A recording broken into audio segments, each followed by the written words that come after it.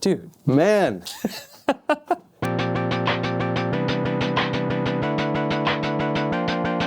I mean, your studio here is, you got a lot of outboard gear, got a lot of keyboards. Vintage. You got a Magic Stomp. You got a Magic Stomp, yeah.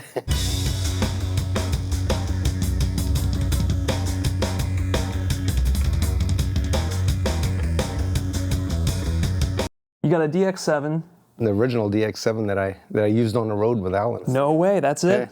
And the Oberheim expander I got in 1992. That one went on road with us with Allan too. Does it still work? It still works, yeah. I've had it repaired a couple times. Talking about the road with Allan, was he bringing the syntax on the road with you guys? Yeah, at the beginning part, yeah, because the reason I started playing with Allan is because of the syntax. Oh, really? Because when I was touring with Stanley Clarke, and then Allan was opening up for us on this big European tour.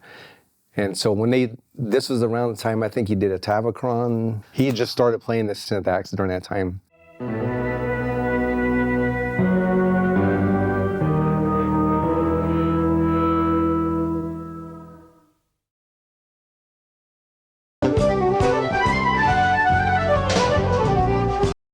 And I remember like a year before I was in LA and I went to see Allan play. He was opening up for Chick. It was a big tour he did, like 1986 or something, and I went to see him play, and he was playing the syntax, but when he went to solo on the syntax, I heard synth chords behind his solo. And I couldn't figure out where are the synth chords coming from? Like, that's an amazing machine where he can solo and he can play chords at the same time. I had no idea. In 1987, when I did that tour with Stanley and Allan was on the tour, he was doing the same thing. And I found out that where the synth chords came from was a cassette that they recorded. On one track, they recorded a click track with a tambourine. And on the other track, he did the chords. The tambourine went through Chad's monitor, and Chad hated that. Through the monitor, right? Because this is not in ear. No, I didn't have ear. This was back in the 80s, so they were doing Looking Glass and Non-Brute Condoms, all these things with syntax. And then they had to pre-do it. Chad had to map out the whole tune. And then when the solo would come in, Allan put down chords. So when they played live, the chords would come in. And they knew how many choruses it would be. It would kind of lock everybody into that grid, and they hated that. They hated it with a passion. Like, they couldn't add an extra chorus. For whatever reason, they got off. They just hated it. And so that's how I got the gig, because they hated a cassette player. They're like, hey, it's Steve, time to get a keyboardist. Yeah, it's like, hey, Steve's got his stuff set up, for Stanley. You want to play instead of the cassette player? And I'm like, yeah, I'll do it. Dude, I never knew that. That's amazing. I was good enough to replace the cassette player. That's how I got the gig. We know his system for note. Yeah, he's got his own system. Of course, he did understand C minor 7, sure, and that kind of thing. But when you looked at his charts, he had those looked like Egyptian script or something. It's like, what is this?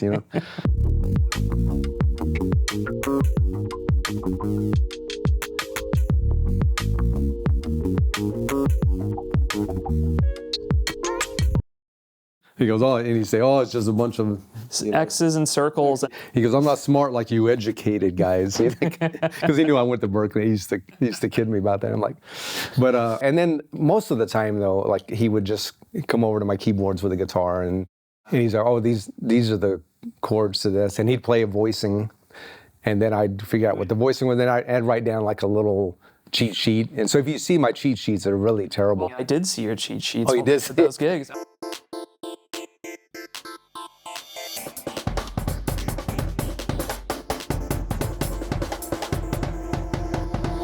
Because I got to in real time watch you and Allan, and you would kind of be like, what are you playing there? And he's like, it's like this, and you going, okay, cool, and then writing down your own. Write down a little thing, yeah. I kind of just learned by just listening, and then coming up with my own idea of the way he thought about chords and stuff. Right. And then he was always jealous. He goes, man, you guys with all the fingers, man, you can put all those extra notes in. He goes, because he couldn't do it. That's what he loved about the syntax, right? Because he could get all these extra notes, and he could tune it in fifths, so he get these big stretches. So he was a little jealous of keyboard players. I could put all these extra notes in there, So I think he liked the way I voiced his chords. For some reason, I understood his harmony and his chords better than I could a standard. back then I didn't know how to play over 2/5. I didn't understand this language of like, 1-6-2-5-1, and what do I do? Because my dad's a bebop sax player. Oh, really? I didn't know that. He back in his day, like in the 40s, and he wanted to be like Charlie Parker, and he played sax, and so I grew up in that kind of world with him. Of course, I was a kid. I didn't like it. I was into Jimi Hendrix and Cream, and and then I got into Yes and Rick Wakeman. And my dad was trying to teach me standards. He's like, "Oh, you need to listen to this." I'm like, "This is old fogey, Dad, man. I don't need that stuff, Nobody plays this stuff, And these guys weren't. They were just playing like fusion stuff, modal things, synth stuff, big arrangements of all this stuff. And so I wasn't really doing standards, and I didn't. But I went to Berklee, but eventually I had to go learn that stuff. Anyway, that's kind of how I started, I was on the album called If This Bass Could Only Talk. So there was like 86, 85. I started playing with this really cool, this group. I was a musical director for it. It's called the Jazz Explosion. It was this guy in New York started this whole thing. He tapped into me and said, "Hey, you want to be the musical director? I want to get all these artists to play." I said, "Yeah, I'll do it." And I got Jimmy Earl to play bass for us. And there was a drummer in New York and a trio. And then all these artists just came on with us and played. The artists had to use the trio, but they would do their 30-minute set. So Freddie Hubbard was on it, Stanley Turrentine was on it, and then Stanley Clarke came on the show. And for one of the tours, these tours would happen like every few months, and we go to all the cities and stuff. And so Stanley came on, but he was doing solo bass at the time. So so we didn't play with him. He just got up on stage. He did electric, 30-minute, right? Just his brown bass, the electric limbic, and he just did a set by himself. It was awesome. I was like in heaven, And I got to meet him and everything. And then one of the shows, he said, "Hey, why don't you guys come up at the end? We'll jam." I said, "Okay." So we got up, and of course we like jammed on school days or something. He didn't have a band at the time, so he asked me and Jimmy to come on the road with him, and then he got Jerry Brown to join us. So that's when I started playing with Stanley. That's how I got Stanley's gig. I never auditioned for anything. It's a good thing. I think if I auditioned for something, I'd never get the gig. That's how I find myself as well. You just kind of find your way into things. You find it, and people look at you and they go, "Oh, I like what you do." Yeah, I like what you do. Look, there were plenty other great keyboard players, way better than me. That could have done Allan's gig, but I just happened to have a few things that he liked, and then I joined in and did the best I could. One of my favorite albums of all time is the album called Then. Oh, the live record. I listen to that so much. That was recorded at a club in Tokyo called the Pit Inn. It was kind of like the Village Vanguard kind of vibe or something. It was just a small little club. His manager at the time was a Japanese guy, but he lived in the States. And so he started getting Allan to play there right when I joined the band, 87. And we played there every year for like the whole, 10 years. Every year we played there in April and May. And then we went to other parts of Tokyo. It was really, really a great little thing. But I guess it was 1990 that somebody offered to do a live recording of Allan there. Because I'm not sure if he didn't have any live records out. And I don't think he liked having live records out because he liked to have control over his solos and the arrangements and production. Right. So in 1990, we actually did a live recording, and it was amazing. There was a studio way up on the top of this building, and they had feeds down into the club, which was in the basement. And they came in and they set everything up, and everything was mic'd, and we recorded 5 nights in a row. We played there 5 nights. And I think that was Jimmy's last tour with us.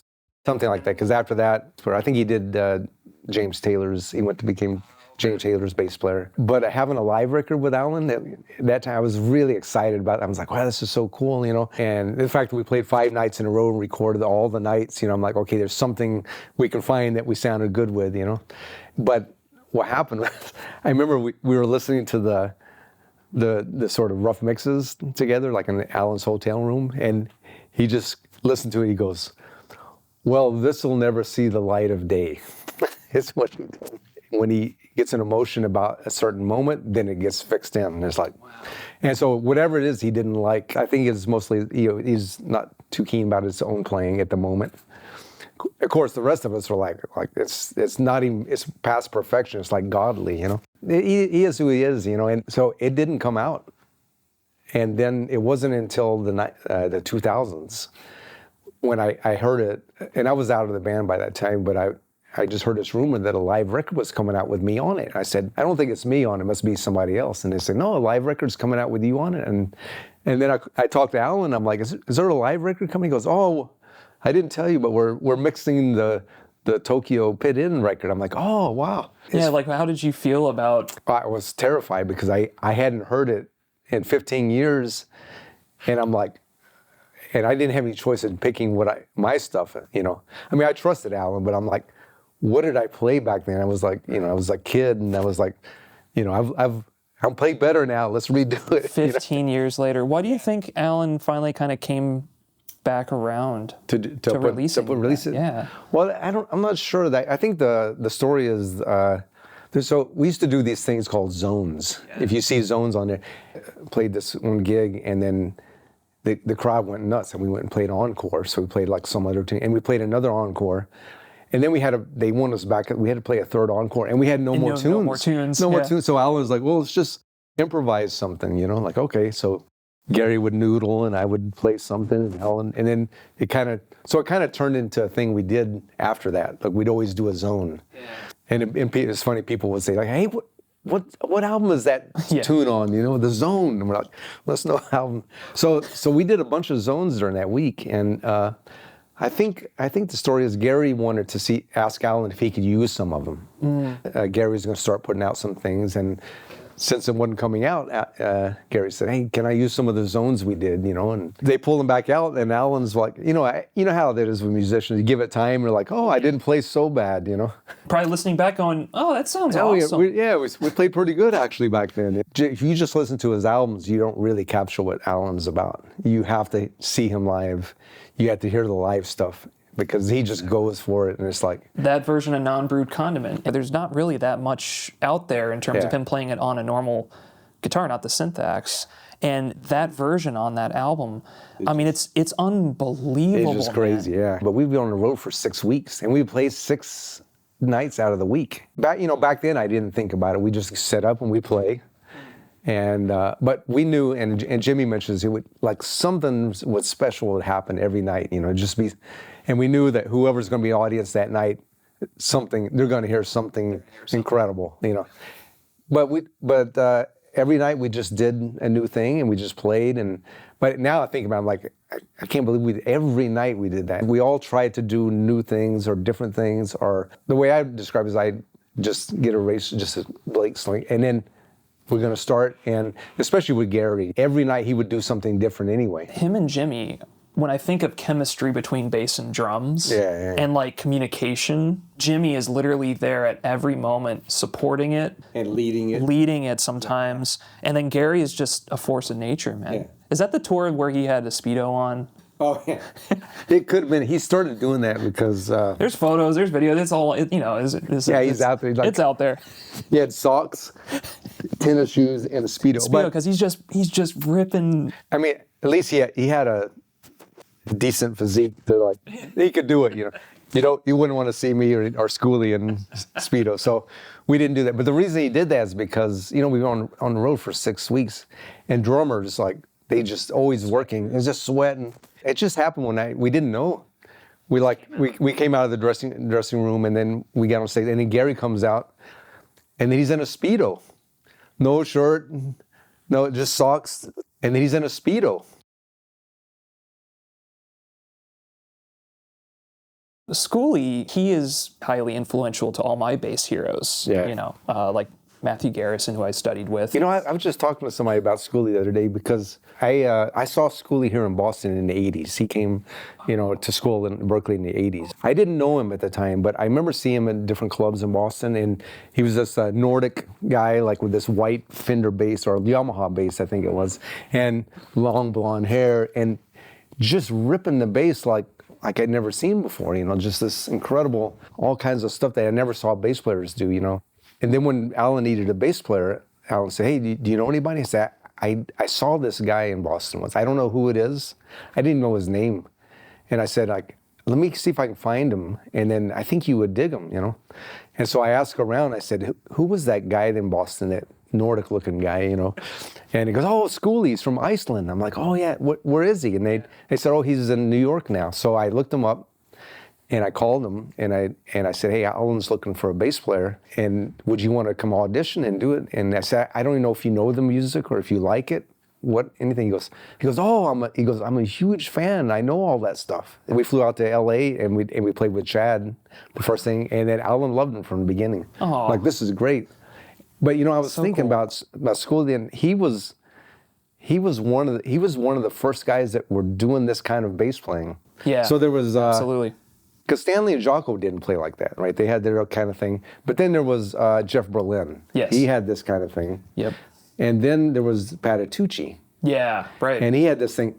But then I can't think of it, like Schooley was part of that group. And I started thinking about that recently. Like, he was one of the beginning guys of this kind of style. There was like this like melodic minor modal thing to his playing. Well, if you listen to Schooley's solo on low levels, yeah, you can hear all that stuff going on. It's just incredible, you know. The way that album was recorded, the whole thing, and all the tracks that I'm on it, me and Allan played all our stuff first with a drum machine. I think what it was is the album before that was Secrets. It was the first album I was on with Joshua and the two tunes. Yeah, man. And there's a track on there, I think it's Chad's tune. The way they recorded that is Chad put out some kind of drum machine, and then there was some kind of synth chords. And then Allan played all his stuff over that. And then they went to the studio and they put bass and drums over it. And that's what Allan's solo on that. It's just ridiculous. But he liked that concept for some reason. He goes, oh, this is, and so Wardenclyffe Tower was done like that. Wow. So he had all his tunes, and I did Dodgy Boat on that album too. Yeah, that's right. So everything was like done with just guitars and synths, and I did my solos on stuff. And then he took it in the studio and had the bass player and drummer play over that. That was done like that. So it was a really weird album because I didn't hear any bass. There was no bass notes when I did my chords or I did my solos. And so on that tune, I remember I just had like Allan's voicings, which have no bass. I know that Jimmy would like come up with his own roots. I was a little fearful because what if? Exactly. I mean, you play a different root, it changes the whole scale, right? You know, one of my favorite stories to tell some of my students from our time, I think we did 2 days of rehearsals. That first day, I came in with a bunch of like questions about roots. So I was like, oh, I'll just ask Allan, you know? I'm like, Allan, what do you think, is it F sharp or is it like, you know, B or something? And I remember him just turning around and he goes, well, it's this, and then you can play anything you want. Yeah, that's exactly. Underneath it. And he was like, well, you pick the root, you know? Like, and so it was always hard making out charts and thinking about like, okay, what scale am I going to do? And because like, especially for that, there was no bass, you know, so I all I had to go by was the voicing. And then I had to go, okay, it looks like this kind of chord, and then I'm going to play this scale over it. And then I'm thinking, what if Jimmy picks a different root, you know? Well, it changes the foundation. And sometimes that could be cool too. You get like, weird, what's that scale you're playing? I'm like, I don't know. Okay, we didn't make very much money with those tours or that gig. Sometimes not any at all. But you can talk to my wife about that. Like, how much did you make on that tour? I'm like, the gigs were smoke. That's all you need to know, man. The gigs were just killing, you know. And how much? But I lost $1,000. But but man, you should have heard when we played the bottom line. It was just killing. So the one thing he did demand, though, because he'd been on the road for 20 years before that, is that we had a road crew, and we had our own hotel room, individual. Oh, that's no matter how much money we would lose, we all had, you know, because I heard these stories like the whole band rooming into one room. I've done those tours. We always had a road guy and then a sound guy that would help with the road stuff. So on the gigs that we did together, it was Gordy. Was Gordy helping out on any of those tours that you guys did? Yeah, Wow. He was from the race star, Gordy and Eddie, and then there was Paul that helped us out, and we had, and my good friend Mike Whites did a tour with us. Sometimes I had to ship my stuff to L.A. Oh my God, like freighted. Our car freight and stuff, and everything was, these things were in heavy duty cases, and then I had a heavy duty case full of cables. Like, did you guys share modules at all, or like were you able to copy patches or Well, something? he used the Oberheim. And so I would just grab a couple of his patches. And a couple of those patches, I think non-brewed was just a stock patch from the Oberheim. That's great. But there was a few of them that he tweezed, and especially on he loved the DX7. And he actually came up with, like Pudwood was like his own patch. He took another patch and he just kind of like worked with it until it had that sound. So he gave me that patch, and I still have it now. How do you copy? So it's actually cassette. You know that kind of noise. It was. That's how we would transfer. So you had to put a cassette player in this little patch, and then you had to run it would copy all the patches, but it would just be that noise stuff. And then you plug it into this thing, and you retransfer the noise back and then the patches would show up. Hopefully, in the right. Did they ever not show up? Yeah, sometimes it'd be like a little thing, and you just have to redo it. And you have to get a better cassette tape. My setup then was I had a DX7 for my bottom keyboard, and then I had a JX10 rolling, and then I had my Oberheim. This Oberheim to the left, but I used to use Allan's Matrix 12 also. And then I would have a rack that had like a Roland MKS 20 in it, which is like a piano thing, a piano module, which is new back then. So I had this really elaborate J.L. Cooper MIDI matrix thing. It was just, and all of my keyboards went into this matrix, and then I could program that unit to get all the keyboards to like.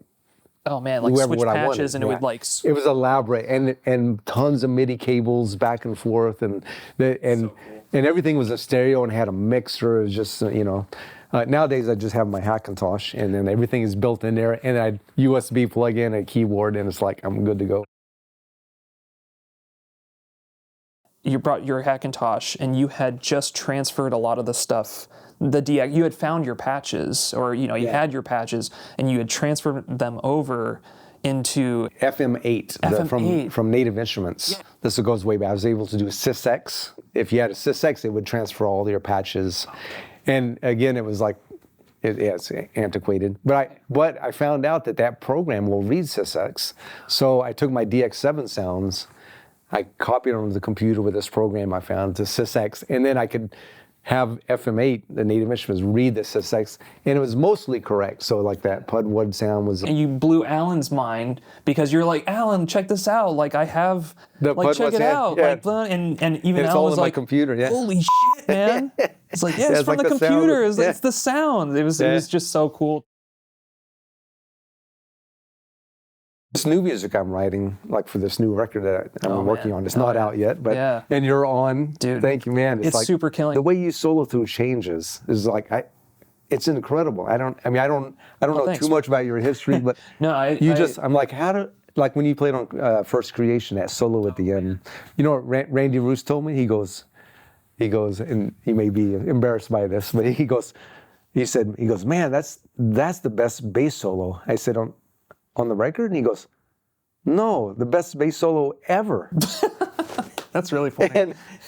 And those changes are hard. Man, you just flow through that stuff so nice. I mean, I like writing music like that too. That almost it's is more like of an emotional movement than like than theoretical. Like, and it's like, no, it's like it needs to go here. Okay, that's where it goes. On this new record's coming out, which is what is it called, by the way? Do you have a name? I think it's going to be called Changes. There's a tune.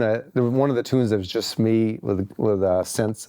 I just improvise these chords and then I solo over it. It's going to be, and that's the name of that tune is Changes, and that may be the title. I don't know, but it's a work in progress, and.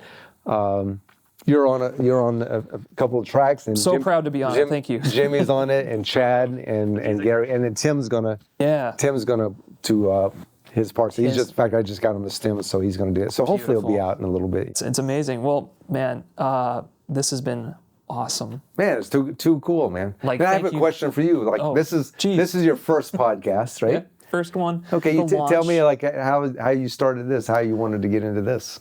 I was talking to my wife. Yeah. I was talking to Danielle. I was having a moment of gratitude where I just realized how many people I've met in all different corners and pockets of musical genres and styles. Connections. Yes. Yeah. How amazing it is to have so many different friends in different areas of music. I'm just really cherishing these things a little bit more and more and more, and I'm just like, man, I gotta sit down and just hang with my friends. So this is episode 1. And it's really, really cool to talk with you. Come in my studio and and that's the goal, is to come to people to be face to face, see where they're at and see what they're doing, and I love it, man. Carry on, as Allan would say. I will, man. Thank you so much.